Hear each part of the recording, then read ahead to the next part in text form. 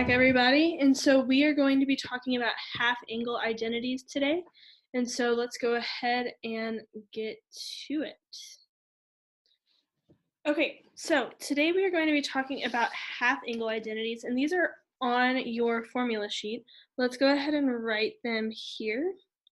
And so this is going to be cosine of an angle divided by 2 is equal to positive or negative square root of 1 plus cosine of the angle all over 2. And then our sine of our angle divided by 2 is very similar. It's plus or minus the square root of 1 minus cosine of the angle all over 2. And then for tangent, similar to our double angle identities, how there's 3 options for cosine of 2a, we have 3 different options for tangent of a divided by 2. So tangent of a divided by 2 is going to be equal to plus or minus the square root of 1 minus cosine of the angle divided by 1 plus cosine of the angle. Or it could be sine of the angle divided by 1 plus cosine of the angle, or 1 minus cosine of the angle divided by sine of the angle. And so with all of these, the plus or minus is determined by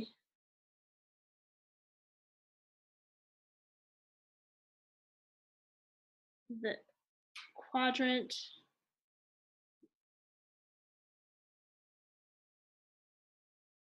that a over 2 is in. So if let's say we're finding cosine of a over 2 and cosine of a over 2 is in quadrant 2, then we would choose that negative option in front of the square root. So let's go ahead and look at some examples. So we want to find the exact value.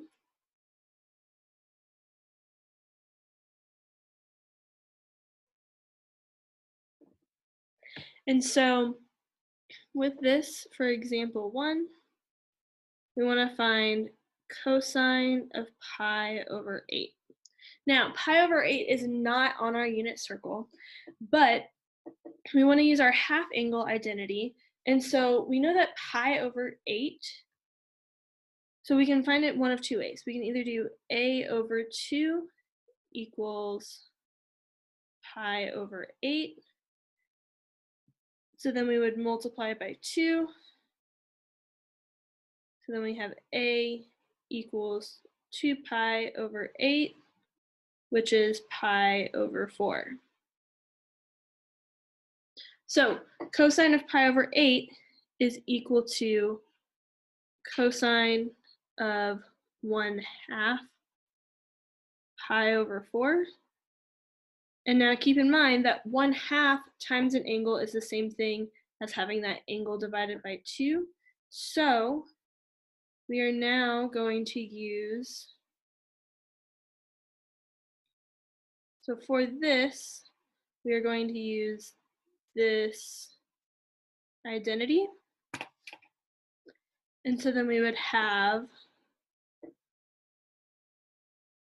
plus or minus the square root of 1 plus cosine of pi over 4 all over 2.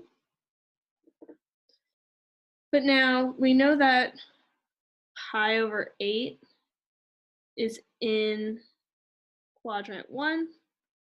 So that means that we are going to take the positive So whenever I write this again on the next line, I'm not going to write the plus or minus because I know that it's just the positive. So this is going to be the positive of 1 plus, then we use our unit circle to find what cosine of pi over 4 is. And so that would be square root of 2 over 2. I don't know what that horn is about. All over 2. Now, this is our answer. However, we need to simplify it for MyMathLab. And so in order to simplify this, we want to get rid of the complex fraction. And so what we're going to do is we want to get rid of this denominator right here. And so in order to do that, I'm going to take and multiply this whole expression by 2 over 2, keeping in mind that these 2's are going to be multiplied together. So what happens is we have to distribute.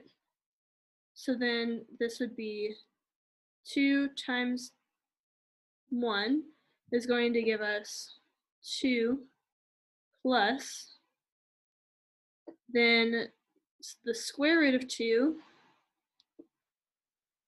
over 2 times 2 would give us just the square root of 2. Then over 4, keeping in mind that this is all still underneath this big square root. And so the last thing that we need to do is split up the square roots of the numerator and the denominator. And so then this would be 2 plus root 2 all under the square root. And then we want to take the square root of 4, but the square root of 4 is 2. So then that is where we get this 2 in the denominator. Okay, so let's do another one similar to this. And this is our answer. So then in example 2, now we're going to use an angle in degrees. So let's do sine of 195. And so we first want to figure out what our angle is. Because if we're using the half angle, we know that a over 2 is equal to 195. So we're going to multiply by 2, multiply by 2. And so then we get that a is equal to 390.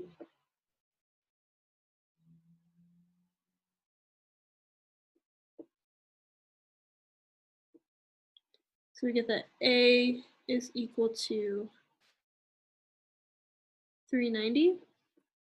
So then sine of 195 is going to be equal to sine of 390 over 2.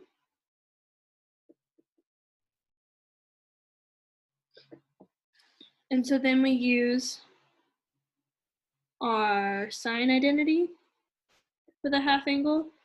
So we're going to be using this identity.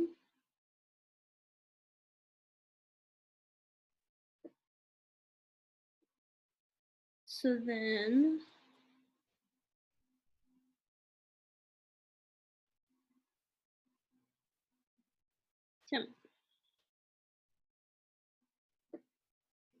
okay, so then this would give us 1 minus cosine of 390 all over 2, all underneath the square root with a plus or minus. Now, 195 degrees is going to be in quadrant 3. And so thinking about all students take calculus. So we're in quadrant 3.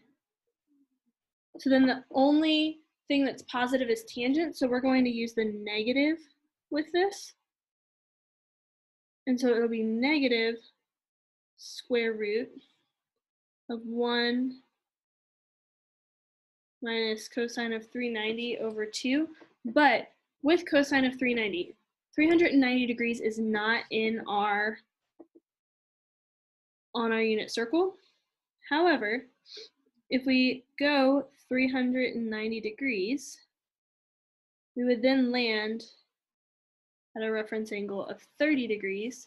So then we want 1 minus cosine of 30, because again, cosine of 390 degrees is equal to cosine of 30.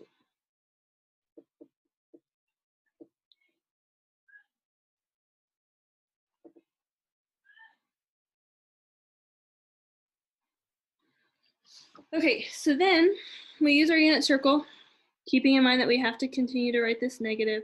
So it's negative square root of 1 minus cosine of 30 degrees is the square root of 3 over 2, all over 2.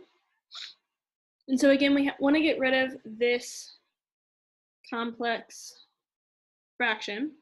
And so I'm going to multiply everything by 2.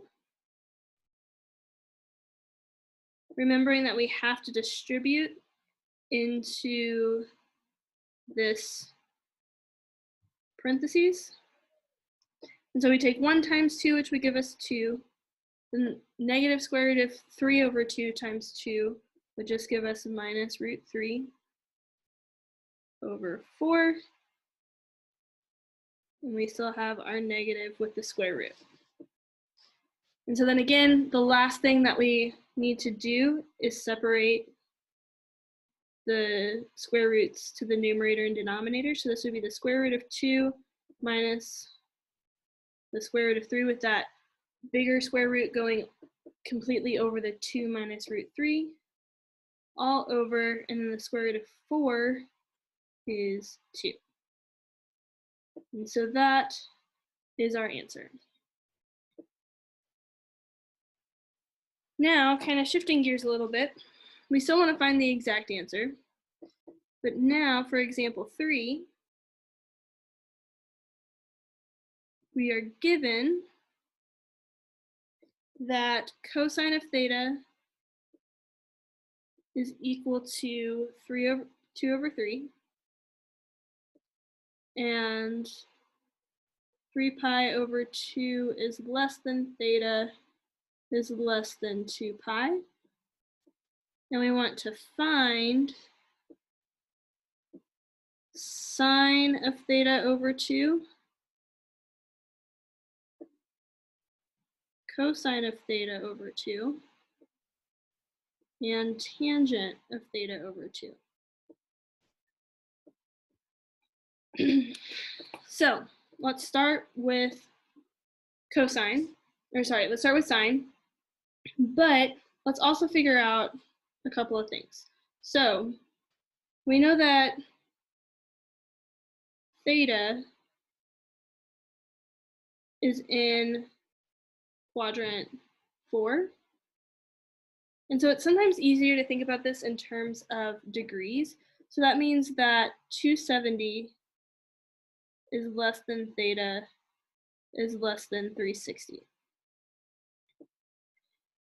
Which then, if we want to find theta over 2, we're going to take 270 divided by 2 and 360 divided by 2. So then we get that 135 is less than theta over 2 is less than 180, which means that theta over 2 is in quadrant 2.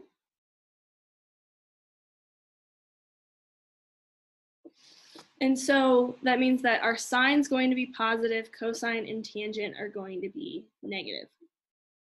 So keeping that in mind, when we go to this, so we have sine of theta over 2, we use our formula that says that this is plus or minus the square root of 1 minus cosine of theta all over 2.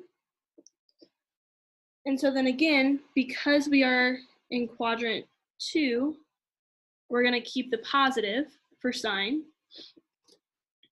And so then this is going to be equal to 1 cosine of theta is 2 over 3 all over 2 all under our square root. And so again, it's slightly different, but we again want to get rid of the complex fraction. And so because this denominator is 3, I'm going to take this fraction underneath the square root and multiply it by 3 over 3, distributing into the parentheses. So then this is going to be 3 minus, so 2 over 3 times 3 would just give me 2 over 6, 2 times 3. And so then this would be 3 minus 2 would be 1 over 6. So we want to separate this, so it's the square root of 1 over the square root of 6. Well, the square root of 1 is just 1. So this is 1 over the square root of 6. So this is a very good answer. However, MyMathLab will not like this answer, so we have to rationalize. So multiply by the square root of 6 over 6. So then we get the square root of 6 over 6. And so that is our answer for sine of theta over 2. So now we're going to look at cosine of theta over 2. And so again, we're going to use our formula. So this is going to be this plus or minus the square root of 1 plus cosine of theta all over 2. Now, again, because we are in quadrant 2, that means that this time we're going to keep the negative of this. So then as I write my next thing, this is going to be negative square root of 1 plus cosine of theta was 2 over 3 over 2. And so again, we still want to get rid of our complex fraction, so we want to get rid of this denominator. So I'm going to multiply by 3 over 3 again. And so again, we have the negative outside the square root, and then 3 times 1 is 1. 3 times 2 over 3 just gives me 2 over 6. So then this would be negative square root of 5 over 6. And again, this is a great answer, however, not as simplified as we wanted.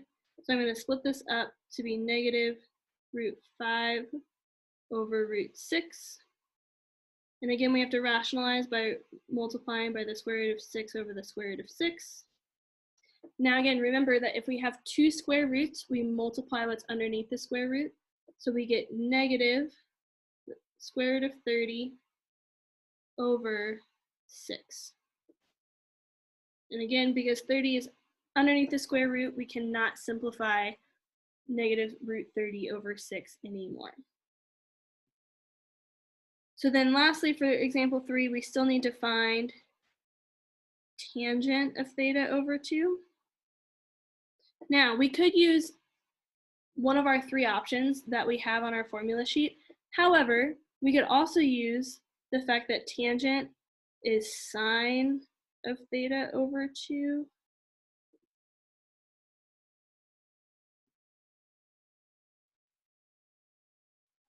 Over cosine of theta over 2, which we just found sine and theta of, we just found sine of theta over 2 and cosine of theta over 2. Now, with this, instead of using the simplified version for MyMathLab, just to make it a little bit easier on us as we are simplifying tangent, I'm going to use this 1 over root 6 and negative root 5 over root 6. And I'll explain as we go, but basically if we use our simplified versions for sine and cosine of theta over 2, it makes simplifying tangent of theta over 2 a little bit more complicated. So with this, sine of theta over 2 was 1 over root 6. And then cosine was negative root 5 over root 6. So again, we have this complex fraction, or a fraction divided by a fraction. So we're going to copy dot flop. So 1 over root 6 times negative root 6 over root 5. And so then what happens are these square root of 6's cancel. And so we have negative 1 over root 5.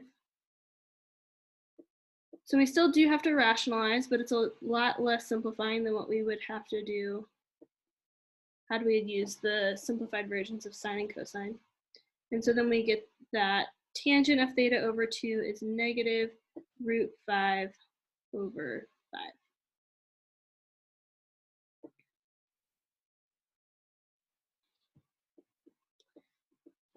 Okay, so we're gonna kind of switch gears for the last two examples, but they're a little bit easier. So now we want to simplify.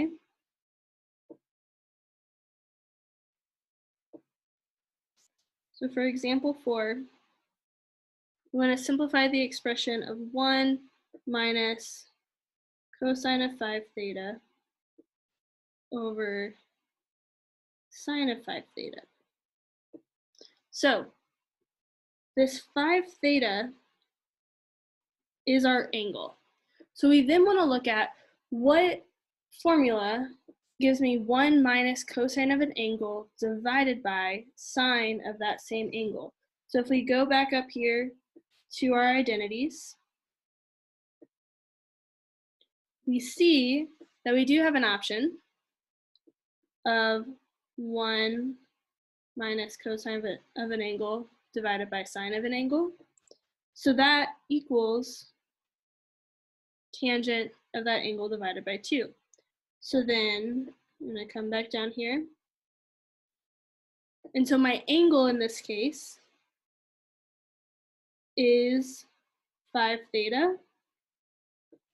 So then this is going to be equal to tangent of 5 theta over 2. Let me clean up that theta a little bit.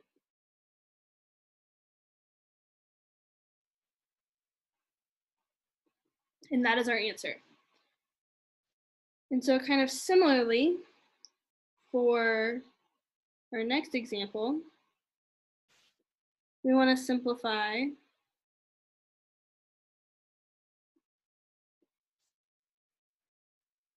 we have plus or minus the square root of 1 plus cosine of 12 theta. I like putting my stuff that I'm taking sine or cosine of in parentheses. And then all over 2. And so if we have positive or negative square root, so that could be sine, cosine, or tangent. But if we have 1 plus cosine all over 2, this is going to be our cosine identity, where our A equals 12 theta. And so then this would be equal to cosine of 12 theta over 2. And we can simplify 12 theta over 2 to just cosine of 6 theta. And that is our answer. And so that completes the notes for section 5.6, but that also completes the notes for chapter 5. So congratulations, guys. you are finished with the notes for arguably the hardest chapter of this unit. So give yourself a pat on the back and give yourself a pat on the back for doing all of this e-learning. Have a good day, guys.